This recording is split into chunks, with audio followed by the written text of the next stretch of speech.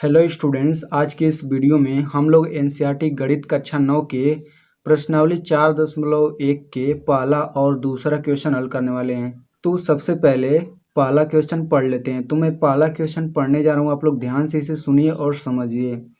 तो क्वेश्चन में कहा जा रहा है, एक नोटबुक की कीमत एक कलम की कीमत से दोगुनी है। इस कथन को निरूपित करने के लिए दो चरों वाला एक रैखिक समीकरण लिखिए। ठीक ना, यहाँ पे संकेत भी दिया गया है। मान लीजिए नोटबुक की कीमत ₹1 है और कलम की कीमत ₹Y है।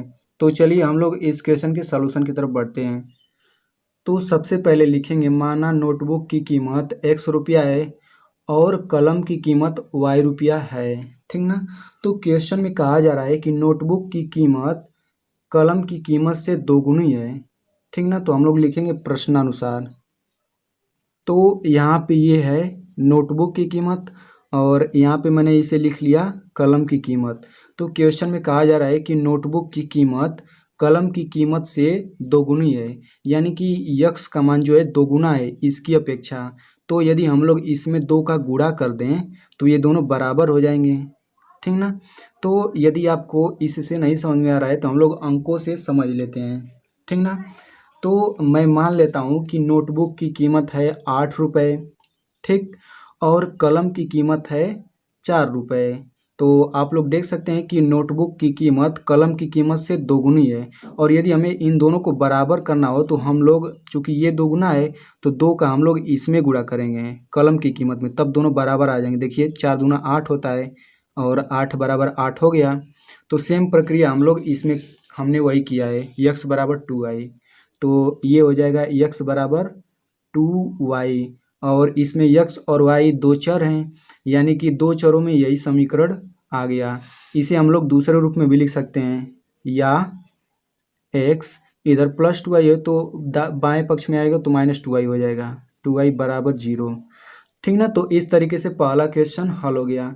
तो चलिए बढ़ते हैं दूसरे क्वेश्चन की तरफ। तो दूसरे क्वेश्चन को हम लोग अच्छे से पढ़ लेते हैं। तो क्वेश्चन में कहा जा रहा है कि निम्नलिखित रैखिक समीकरणों को ax + by + c बराबर 0 के रूप में व्यक्त कीजिए और प्रत्येक स्थिति में a, b और c के मान बताइए। यानी कि इसमें x और y दो चर हैं और a, b, c जो हैं इन्हें अचर पद कहते हैं, यानी कि a, b, c वास्तविक संख्याएं होती हैं।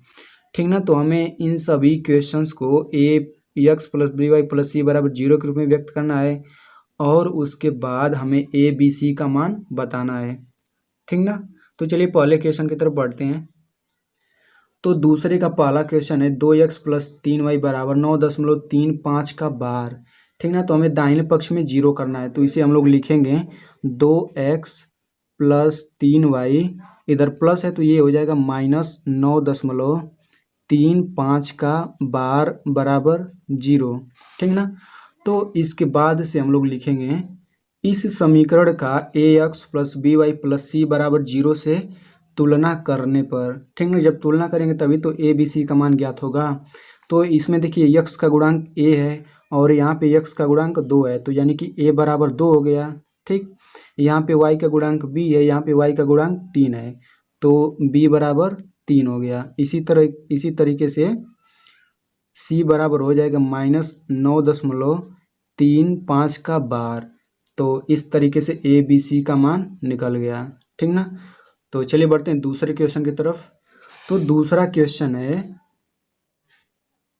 x - y/5 -10 बराबर 0। ठीक ना, तो इसे हम लोग देखिए x को लिख सकते हैं 1 गुणा x लिख सकते हैं, क्योंकि 1 का गुणा x में करेंगे तो x ही आएगा। फिर ये देखिए -1/5 × y, इसे भी इतना लिख सकते हैं, फिर y/5 आ जाएगा, फिर -10 बराबर 0।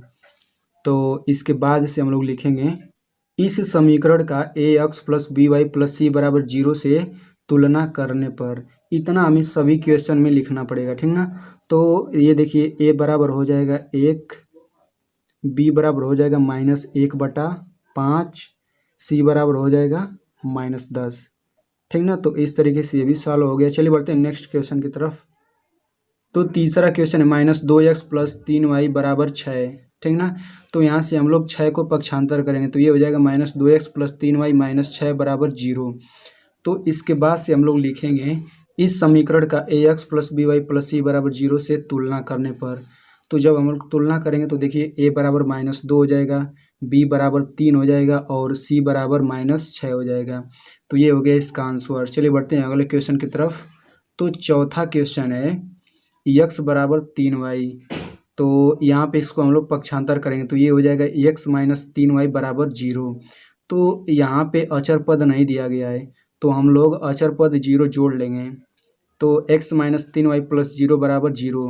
चूँकि इसमें हम लोग 0 जोड़ेंगे तो कोई परिवर्तन नहीं होगा इसमें, ठीक ना। तो अब हम लोग फिर से लिखेंगे इस समीकरण का ax + by + c = 0 से तुलना करने पर। तो जब हम लोग तुलना करेंगे तो a = 1 हो जाएगा, यहाँ पे हम लोग 1 लिख सकते हैं, 1 इंटू, और b = -3 हो जाएगा और c = 0 हो जाएगा, ठीक ना। तो इस तरीके से ये भी हल हो गया। चलिए बढ़ते हैं अगले क्वेश्चन की तरफ। तो पांचवा क्वेश्चन है 2x = -5y। तो यहाँ पर इसको भी हम लोग पक्षांतर करेंगे तो 2x इधर -5y है तो इधर आएगा तो +5y = 0। और इसमें अचर पद नहीं है तो हम लोग +0 लिख सकते हैं इसमें। तो ये हो जाएगा 2x + 5y + 0 = 0। तो फिर से हम लोग वही लिखेंगे इस समीकरण का ax + by + c = 0 से तुलना करने पर। तो a = 2 हो जाएगा, b = 5 और c = 0 हो जाएगा। तो चलिए बढ़ते हैं छठा क्वेश्चन की तरफ। तो छठा क्वेश्चन है 3x + 2 = 0। तो यहाँ पे देखिए इसमें y नहीं है तो हम लोग y इस तरह से लिखेंगे 3x + 0 × y + 2 = 0। चूँकि 0 का y में गुणा करेंगे तो ये 0 हो जाएगा, यानी इसमें कोई परिवर्तन नहीं होगा। तो अब हम लोग लिखेंगे इस समीकरण का ax + by + c = 0 से तुलना करने पर। तो जब हम लोग तुलना करेंगे तो a = 3, b = 0 और c = 2 हो जाएगा, ठीक ना। तो इस तरीके से ये भी हल हो गया। चलिए बढ़ते हैं सातवें क्वेश्चन की तरफ। तो सातवां क्वेश्चन है y - 2 = 0। तो इसमें देखिए x वाला पद नहीं है तो हम लोग x वाला पद अपने मर्जी से लिखेंगे 0 × x + y - 2 = 0। चूँकि 0 का x में गुणा करेंगे तो ये पूरा 0 हो जाएगा, ठीक ना। तो अब हम लोग लिखेंगे इस समीकरण का ax + by + c = 0 से तुलना करने पर। तो यहाँ से हो जाएगा a = 0, b = 1 और c = -2, ठीक ना। तो इसी तरीके से आठवां क्वेश्चन भी हल कर लेंगे। तो आठवां क्वेश्चन है 5 = 2x। तो इसको पक्षांतर करेंगे तो ये हो जाएगा -2x + 5 = 0। तो देखिए इसमें y वाला पद नहीं है तो हम लोग y वाला पद लिख लेंगे -2x + 0 × y + 5 = 0। इस समीकरण का ax + by + c = 0 से तुलना करने पर। तो तुलना करेंगे तो a = -2, b = 0 और c = 5 हो जाएगा, ठीक ना। तो इस तरीके से सभी क्वेश्चन हल हो गए। तो स्टूडेंट्स यदि आप ऐसे ही क्लास 10th के एनसीईआरटी मैथ को बिल्कुल सरल भाषा में पढ़ना चाहते हैं तो आप मेरे चैनल को सब्सक्राइब कर सकते हैं और सब्सक्राइब करने के बाद इस घंटे के निशान पर क्लिक करके ऑल पे क्लिक कर दीजिए। Thanks for watching.